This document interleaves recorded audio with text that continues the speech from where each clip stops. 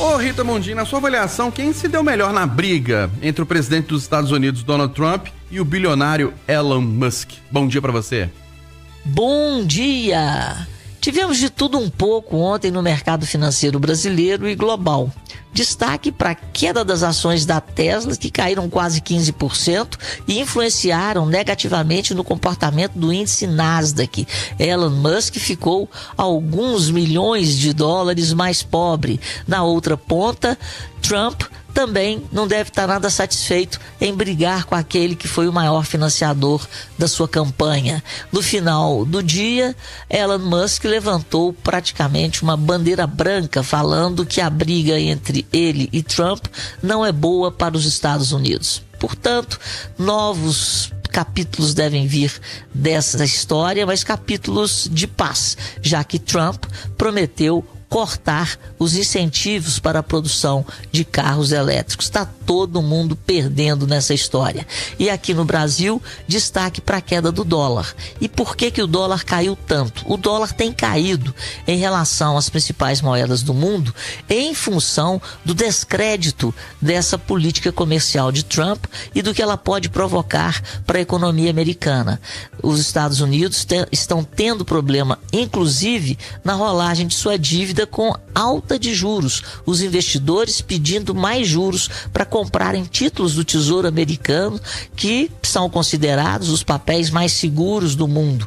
As taxas de juros que os Estados Unidos estão tendo que pagar para rolar a sua dívida estão subindo, e isso preocupa porque o número de compradores está diminuindo. E por aqui a queda do dólar foi bem significativa. A moeda americana fechou abaixo de 5,60 a 5,58 pela primeira vez desde outubro. E o principal motivo, a principal razão é a mudança de percepção dos investidores em relação à decisão de política monetária, a decisão de juros que o Banco Central terá que tomar. Agora crescem as apostas de uma nova rodada de alta da Selic. E quando a Selic sobe, o investimento em renda fixa no Brasil fica ainda mais atraente, o que provoca entrada de recursos no país. Como o câmbio é flutuante, o dólar cai. As reuniões que o Banco Central tem são reuniões de rotina.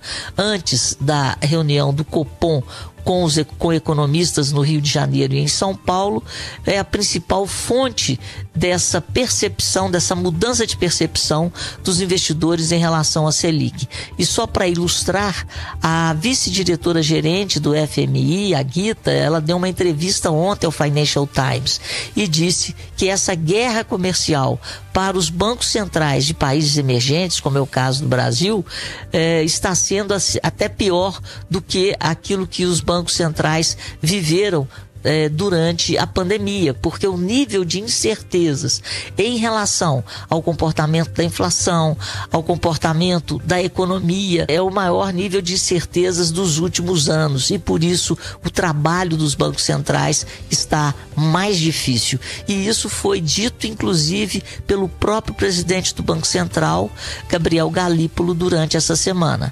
Portanto, devemos ter e podemos ter uma nova rodada da taxa básica de juros, apesar inclusive desse aumento do IOF. E por falar em IOF, devemos hoje, nessa sexta-feira, passar comprados ou vendidos na possibilidade do governo apresentar ou não um plano crível para diminuir a incidência do IOF da forma que ele foi apresentado no decreto. E para terminar, daqui a pouco teremos nos Estados Unidos os números do emprego, e a expectativa é que a maior economia do mundo tenha gerado na média 140 mil novos postos de trabalho. Se o número vier aquém da expectativa, podemos ter também um aumento da percepção de que o Banco Central americano poderá baixar os juros na próxima reunião. Rita Mundim, para a Rádio Itatiaia.